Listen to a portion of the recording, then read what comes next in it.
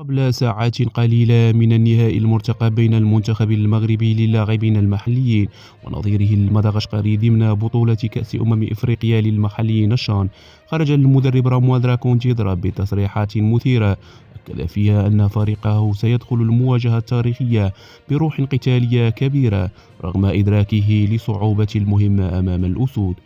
وقال مدرب مدغشقر خلال الندوة الصحفية التي سبقت المباراة النهائية المقررة يوم غد السبت على الساعة 4 مساء بتوقيت غرينتش: هذه أول مرة نخوض فيها مباراة نهائية، والوصول إلى هذا الدور يعتبر إنجازا في حد ذاته. قلت للاعبين: قد تكون هذه أول أو آخر فرصة لكم لعيش هذا الحلم، وعليكم أن تقدموا أكثر من 100% فوق أرضية الملعب.